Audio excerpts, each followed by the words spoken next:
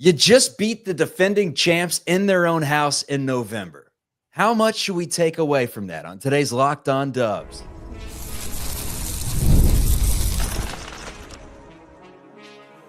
You are Locked On Warriors, your daily Golden State Warriors podcast. Part of the Locked On Podcast Network, your team every day. Thank you, everyone, for tuning in wherever, whenever you're listening. We very much appreciate it. Or watching. You can catch us on YouTube. This is the Locked On Warriors podcast, part of the Locked On Podcast Network, your team every day. We're also on the go, in your car, making some chicken, whatever you're doing, winning some chicken, whatever you're doing, wherever you're doing it. We are always here for you Monday through Friday. Today's episode is brought to you by PrizePicks. Download the PrizePicks app today. Use code LOCKEDONNBA and get $50 instantly when you play $5. You don't even need to win to receive the $50 bonus, much like the Cincinnati Bengals. You just get the bonus. It's guaranteed. PrizePicks, run your game. Today's guest, Michael Loganoff, was so good the first time we had him on. The St. Ignatius alum in the city, played collegiate basketball, now an NBA analyst. You can hear him on KNVR with his dude, Kerry Crowley. On today's show, the reaction to the Celtics game.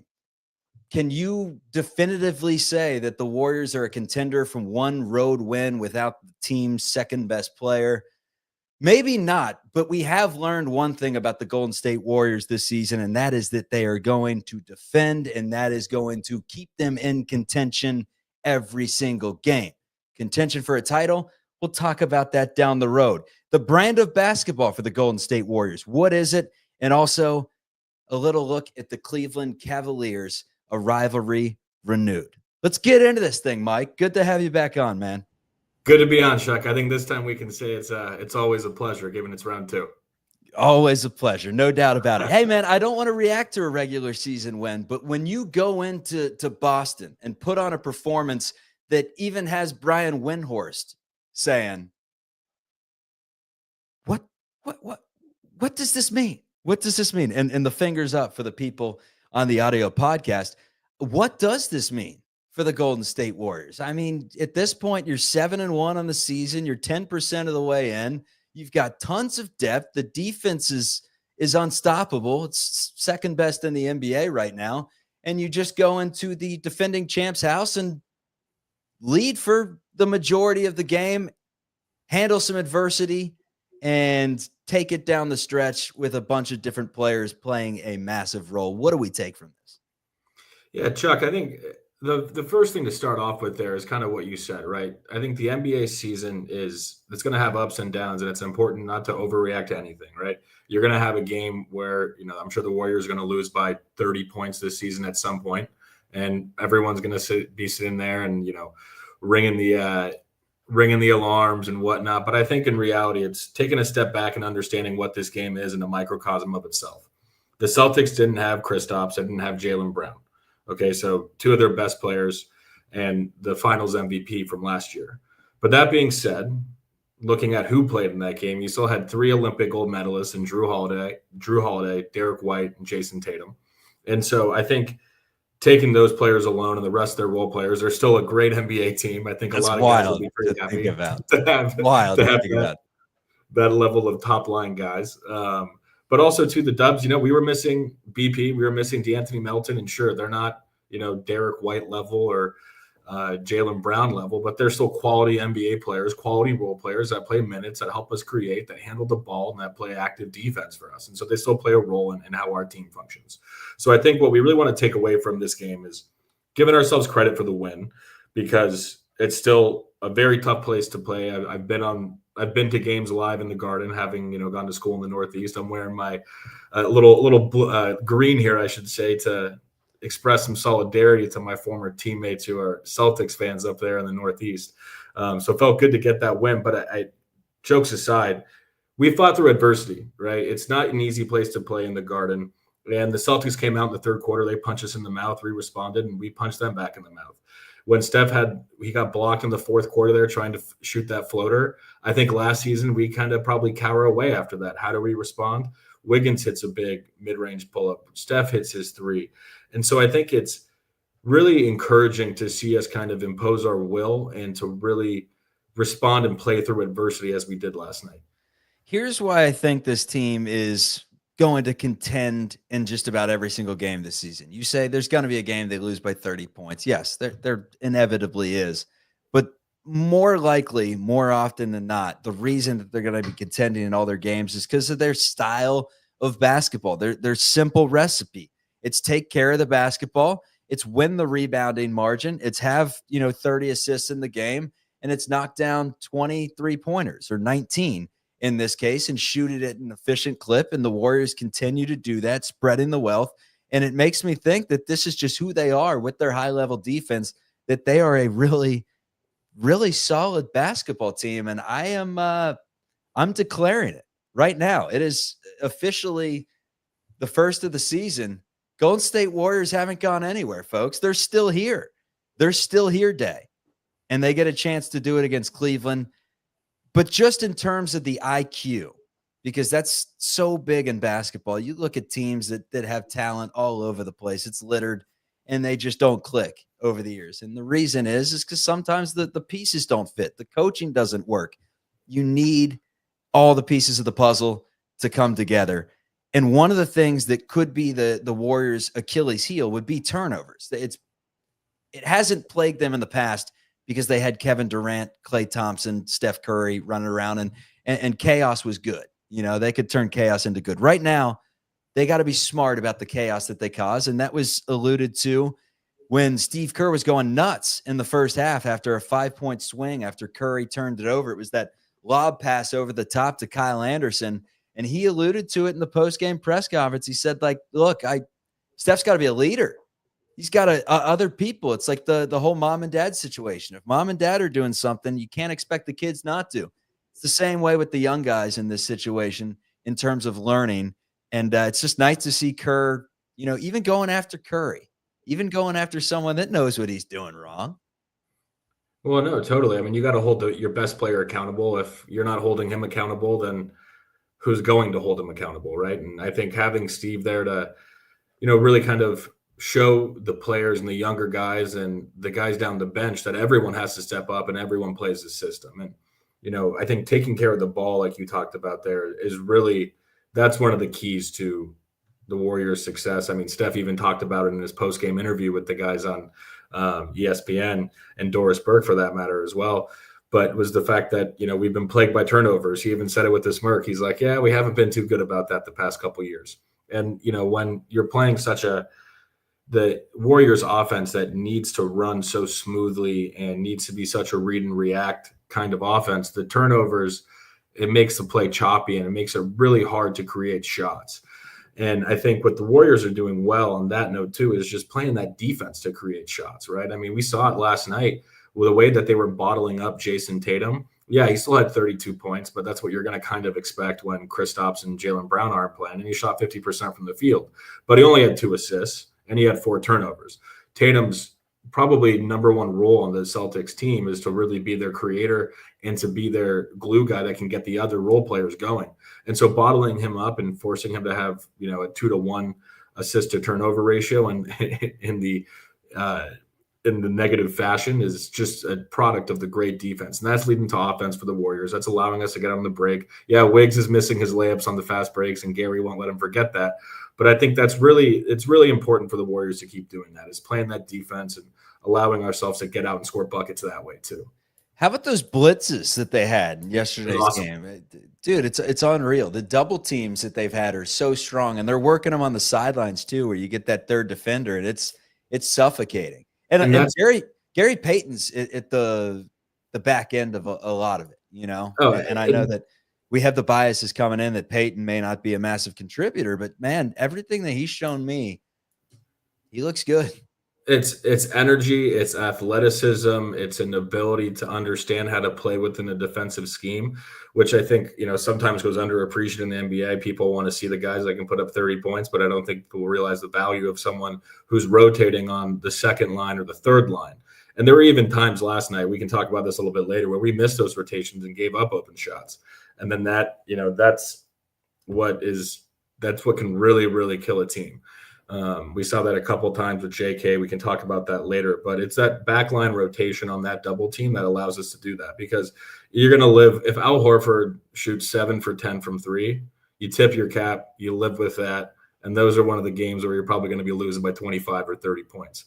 But what you don't want to have happening is Jason Tatum getting to his spots on a high pick and roll. And so having that backside rotation is just essential to be able to execute that scheme.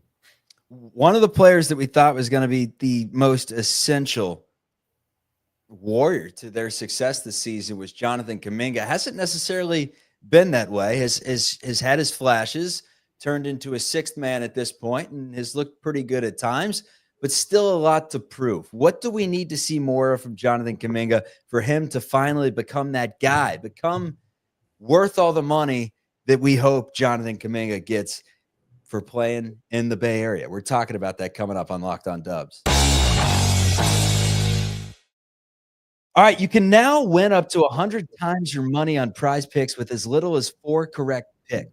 PrizePicks is the best way to get action on sports in over 30 states. That includes California, the best place to get real money sports action with over 10 million users. You can sign up today. Also, they got Venmo for easy deposits and safe withdrawals into your account. You definitely like that. So sign up today and get $50 instantly when you play $5. You don't even need to win to receive the $50 bonus. It's guaranteed. PrizePicks also offers weekly promotions. It can lead to big payouts like their Taco Tuesday, where each Tuesday PrizePicks discounts select player projections up to 25%. So it gives you value for your lineups. It's like a profit boost. Think Steph Curry's going to have more than 4 3-pointers next week? How about Anthony Edwards for more than 27 points? You can cook up your hot takes with your friends and win real money this basketball season on PrizePicks. It's the best way to win real money. Which players are going off, which ones aren't. You can make your picks in 60 seconds and turn your sports opinions into real money all season long. Luka Doncic for more than 31.5 points. Steph Curry for more than 4 3-pointers. Download the app today. Use code Locked On NBA to get $50 off instantly after you play your first $5 lineup. PrizePicks, run your game. Today's episode is also brought to you by our friends over at FanDuel. It's America's #1 sportsbook. NFL season's still here. As you see by my shirt, unfortunately, I am a Cincinnati Bengals fan, and unfortunately, I wish I had another shirt out of the laundry because I'm embarrassed right now. But I'm not embarrassed to be talking about FanDuel, where the NFL action is in play, and you can bet $5 and get $150 in bonus bets if you win that $5 bet. The FanDuel Sportsbook app gives you everything you need to place live bets on the NFL all in one place. So get a hunch in the middle of the game. You check out the latest stats, view the live play-by-play. You can do it all on the same page where you place your bets. It's consolidation. It's information. Hooray. Visit FanDuel.com to join today. You'll get started with $150 in bonus bets if you win your first $5 bet. That is FanDuel.com. Never waste a hunch. Make every moment more with FanDuel, an official sportsbook partner of the NFL. The Warriors are 7-1 against the spread. Back to the show. Jonathan Kaminga, man, he is a polarizing figure. It's Kaminga and it's Moses Moody. As a host of a daily podcast, I get to hear from a lot of people on the YouTube comments and very much appreciate you. And the thing that blows my mind is after a game when the Warriors improved to 7-1 and take down the NBA champs on primetime TV and are, the third topic on PTI, and they're back all over SportsCenter, and it's like Warriors are the darling of the NBA again. People's main gripe is Moses Moody's 15 minutes or Jonathan Kaminga not playing enough, which brings me to Kaminga because 18 minutes does seem a little low for him, someone that I thought would play closer to 30 minutes. What does Kaminga need to do to see the floor more? Are you on the same page with Steve Kerr playing on the amount he's played him? Your thoughts? So I think with Kaminga, Chuck, let's take a step back here and think about what he's trying to prove this season, right? He's trying to say that he's worth over $30 million a year, which I'd have to double check the contract situation, but I believe that would be the second highest paid player on the team. And so if you want big time money, if you want near max money, near rookie max extension money in the NBA, you got to prove your worth, right? And what I mean by that is it's not simply about Kaminga putting up 20 like he did against the Rockets and helping us gut out that game and get that win. That's not what it's about. What the Warriors need to see to make a commitment to Kaminga is his ability to play within our schemes, both offensively and defensively. I brought that up, on Tuesday with regards to the Warriors offense and the motion that we bring in with Terry Stotts, not only with Kerr's sets, but also this comes down to schematic defense as well. But thinking about the offensive side of things, it's really the cerebral nature of the game. It's letting the game come to him. It's attacking closeouts and using that lightning fast first step that he has. Because there are instances where he comes down court and he's taking the ball up and he thinks he has an advantage and he'll try and attack someone off the bounce. And when he makes that layup, he takes 2 dribbles and he explodes and he makes that lefty layup or that righty layup. It looks great. It looks awesome. And, everyone kind of just tips their cap and says, that's great. But if you're shooting that and you're missing it, it's not a great look because you're not getting the defense in action. You're not getting your other teammates involved in the set. And you're just kind of pounding the ball and taking a shot that you can get pretty much at any time in the shot clock. So I think he has to get better at playing through the offense. There are going to be instances, and this is what Jonathan Kaminga does great. I'll give him his flowers here. What he does great at is, like in that Houston game, hey, all right, we need a bucket. There's 6 seconds left on the shot clock, and you try and make something happen. In that situation, yeah, lower your head, lower your shoulder, get to the rack, try and get a bucket. But you don't need to be doing that initially in the offense. So that's one thing. I'll pause there. I got a couple other things that I can keep going. Yeah, I was just going to say that he is so lethal in transition, man. That's clearly his game. Get downhill. He's just about unstoppable. The question is, can he get downhill? And can he keep you honest enough with his jump shot, which has been pedestrian at best, right? Kaminga's good. He's a good NBA player. If you're going to argue that he's not valuable to a team, I mean, even he doesn't seem like a cohesive fit with the way the Warriors play and how he plays. It doesn't necessarily make a ton of sense to me, but he's still valuable or he would not be playing. He's still getting 18 minutes. The question becomes, how much is he worth? It all comes down to nickels and dimes. Everything in life, folks, nickels and dimes. And this is a thing though too, Chuck. It's allowing the game come to him. What I mean by that is getting out in transition, running and getting those easy buckets, getting 4 to 6 points a game in the fast attacking the glass like crazy. And if you give me 4 to 6 points a night on the fast break, you give me an offensive rebound putback. Now we're looking at 6 to 8 points. You give me 2 backdoor cuts like he does from the short corner of the dunker spot. Now we're looking at 12 to 14. Easy buckets. And then you're thinking about, okay, maybe he's getting a couple of takes where he's attacking and creating his own shot, and maybe he's getting a kick out 3. Okay. And then those are the instances where he's letting the game come to him and putting himself in positions to succeed. And so that's the sort of stuff that I want to see him do on the offensive end. But there were a couple instances on the defensive side of things where we really need to see improvement. And I'm being harsh on him and I'm being a really tough critic, and I'm aware of that. But the reason why is if you want to be the second highest paid player on a franchise like the Warriors in the NBA, then you need to be this level of player. There's just no ifs, ands, or buts. And so there's one specific play that I want to pick on in the third quarter. It's when the Celtics started their run. And it was a screen-to-screener action. So Jason Tatum, I think, set a screen for Pritchard or Drew, and then it was Pritchard. And then Horford set a screen on Kaminga, who was guarding Tatum's man. He didn't communicate.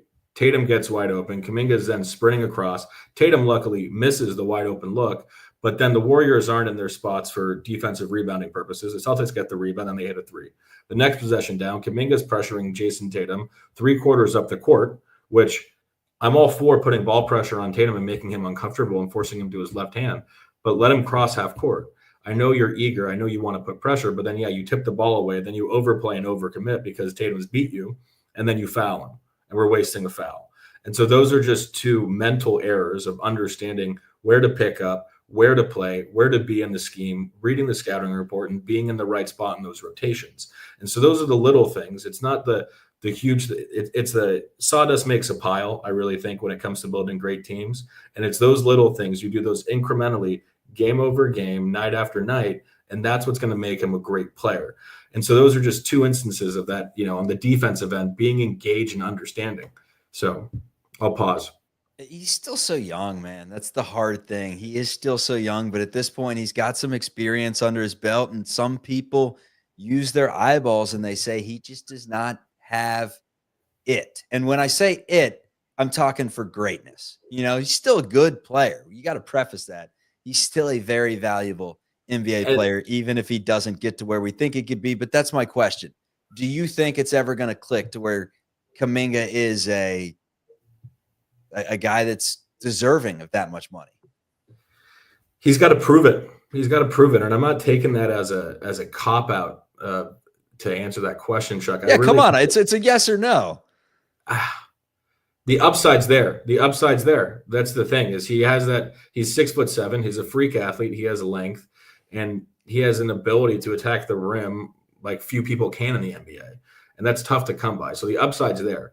Just the floor is also lower too, though. So it's tough. It's really tough to say. But even just if I can kind of pick on, my experience in playing in college, looking at some of those mistakes that Kaminga made, even just picking on that screen-to-screen interaction, those are mistakes that, if you make in your first or second year in college, your coach kind of lives with it. Oh, he's learning, but if I'm making that mistake senior year, when I was coming off the bench, even I'm not getting burned. I'm getting chewed out, and so it's a matter of just those little things that, again, really will make a difference for him. And I hope he does figure it out. I really do, because he definitely has the upside there. But, it's just a matter of him having a good shot diet, letting the game come to him, and really stepping up on the defensive end. And even let's juxtapose the way that Wiggins plays defense and Kaminga plays defense. If you watch the way that Wiggins guards on the ball, it's remarkable. Yeah. The guy gets so many head fakes, so many hesitations. Wiggins never jumps. The most he does is raises his hand and his eyes go up a little bit, but he never bites on a fake. He always stays down. How many times have we seen Kaminga get up faked, jump, and then he puts his hands right behind his back, holds them, and twists, hoping to not get a foul call? It's little things like that. That's what makes the difference. Kaminga's got all that energy, man, and Wiggins is just sitting back using that long wingspan. They told me back in AAU, just sit in the chair, baby. Sit in the chair, hands out. There you go. Just get in that defensive stance. It's not too difficult. Coming up, Cleveland Cavaliers, a big-time rivalry. About 7-8 years ago, is it still a big rivalry? We're asking a big-time Dubs fan and an NBA analyst. It is Michael Loganoff on the show today. He continues with us on Locked On Warriors. Michael, get ready for an ad on some underwear. Good stuff here, everyone. It is our friends over at SKIMS. I was a big-time boxer guy back in the day, switched over to some briefs, been doing a little everything here and there. But once I tried the SKIMS stretch brief, there's no going back, folks. They're sleek, they're lightweight, they're super comfortable. It almost feels like you're wearing nothing at all. The good thing is you are wearing something at all. We're keeping it fully secure where it matters most. Trust me, when it comes to underwear, I've tried them all, and SKIMS is the best to do it in the world. Like the Warriors, best to do it in the world. Shop SKIMS Men's at skims.com. Let them know we sent you. After you place your order, select podcast in the survey, select our show for the drop-down menu that follows. And if you're looking for the perfect gifts and stocking stuffers for the whole family, underwear, baby, underwear. Come on, some boxers. Who doesn't love it? You got to have fresh pairs on deck. SKIMS just launched their biggest holiday shop ever, and that holiday shop is available at skims.com. All right, it is time to talk some Golden State Warriors and Cleveland Cavaliers, a game that, the past, I guess last year it would have been an all right game. But aside from that, since the championship runs, it was either Cleveland that was down, it was Golden State down, or it was both down at the same time. But it's back to prime time, man. Back to prime time for the first time since LeBron was running the floor for Cleveland. The Cavs are the last unbeaten team in basketball. They have the best field goal percentage in basketball. They score the most points in basketball. They're scoring historic numbers right now. They have an incredible point guard in Garland. He's really blossomed this year. Two bigs down low that can play with the best of them offensively and defensively. They bring a lot. And then they have just solid guys like Niang and others who can really help out with defense. Oh, did I mention Donovan Mitchell? He's pretty good too. That's how deep they are. Donovan Mitchell comes in at last. Warriors Cavs, still a rivalry to you? I mean, I think it'll always be a rivalry. There's always going to be a little bit of bad blood between the fan bases. But there's no one there, right? There's no one from Cleveland's side in this rivalry anymore. Tristan. Tristan Thompson, who killed the Warriors when they ruined our best season in history. So I didn't forget that. Yeah, still a rivalry, man. Still a rivalry. How excited are you for this game? I mean, if the Warriors prove that they can contend in any game and contend with the best of them in Boston tonight, or I guess Friday night, it would be a game that says if the Warriors can knock the Cavs off from the unbeaten ranks, they're, as of right now, I mean, if it's a meritocracy, if it's a prove it league, they've proven they're best, second, third best team in basketball. They're at the top. They're in their own tier. If the Warriors beat Cleveland on the road after playing the Celtics, that's a true statement game, because you can make the argument here with the Celtics, like we talked about at the top, right? Don't overreact to things. Yeah. Kristaps was out, Jaylen Brown was out. Fundamentally, we know that those two guys change the way that game shakes out. They can affect it at so many different levels. Cleveland is basically at full strength, besides not having Max Strus. If we're missing Melton or Podziemski that game, that's a wash, right? But Cleveland, I think what's going to be really interesting is looking at that matchup. So when you think about the Celtics, and even without having Jaylen Brown, they have so many great one-on-one players that can create their own shot with Tatum, White, Drew Holiday. Their offense is very perimeter oriented in that regard, a lot of one-on-one action. What's interesting about Cleveland is Mobley in this sense, because he's a big man. He plays the 4, but his game has really kind of jumped to the next level this year. And that's a guy that, he just got that max contract, right? So even just to juxtapose with the Kaminga discussion here is he just got that max contract, and you're looking at the way he's playing this year, and it's a considerable uptick from his previous season. And what I'm talking about in that sense is he's pushing the ball in transition, leading the break, and not only scoring for himself, but creating for others. He's running actions like inverted ball screens. And what I mean by inverted ball screens is when you actually have a guard screening for a big man, so Mobley in this case, to give him a mismatch to attack and create, right? I don't think we've really seen Kaminga do that too much, not just to pick on him, but just to juxtapose again. And then also, too, Mobley's attacking closeouts, and he's knocking down open threes. And so that's the jump that you want to see from your young players when you're investing in them. But equally, Mobley's going to present such an interesting challenge for the Warriors defense, because from a perimeter standpoint, Donovan Mitchell is going to score. He's one of the best shooting guards in the NBA right now. He's going to get his buckets. He's going to score 25 points. And that's just that's just table stakes, right? You're playing one of the best scorers in the league. That's just going to happen. Garland's going to create, but I think ultimately we can make their lives challenging, and we can hopefully hold them to a low field goal percentage. It's just going to be interesting to see how we rotate on that back line with Mobley, like we were talking about with Gary Payton. What's it going to look like if they're running a ball screen with two bigs, with Mobley and Jared Allen? How are the Warriors going to handle that? Are we going to do a high hedge? Are we going to have someone on the back line there that can deal with Allen rolling? Because who's going to step up and take that defensive responsibility? So I think containing Mobley is really going to be interesting for us. And if we can do that, I think we have a really good chance to win this game. Dude, Cavs have made some just wise decisions over the years, like getting rid of Sexton, keeping Garland when they had both, obviously.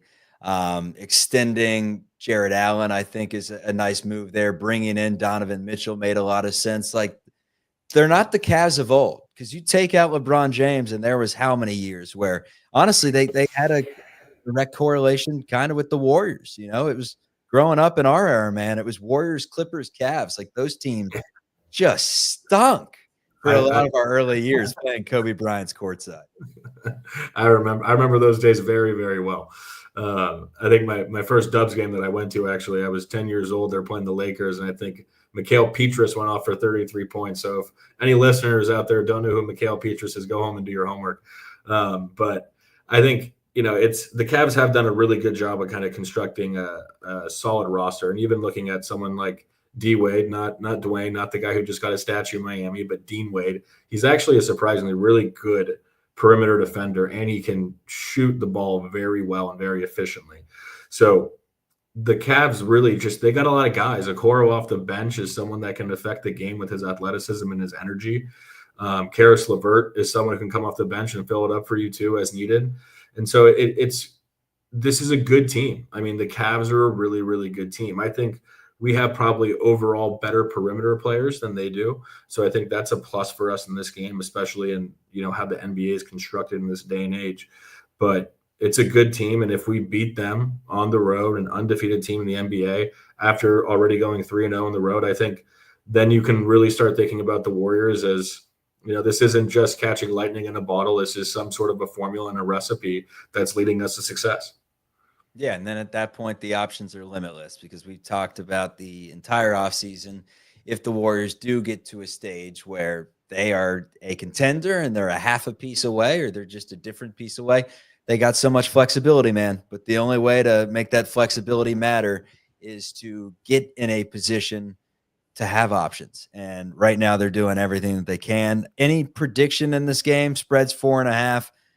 If you were an unbiased one out there on FanDuel, would you be going points, minus, taking the plus? What are you thinking? Oh, that's a tough one. I'm not the much hook, of man. You get the hook there. Yeah, I would take I'd take the Warriors. I would still take them. I'd still take them. Just on the money line. The plus just on the money line. I'm not too much of a sports gambler myself, but that's why I take the Warriors money line. Good man, smart man. A lot of people are going to love you in the chat tonight and say, Chuck, quit talking about the plus and the minus. This is Locked On Warriors, free and available wherever you get your audio podcast. Appreciate it, Michael. Until next time. Awesome. Thanks, Chuck.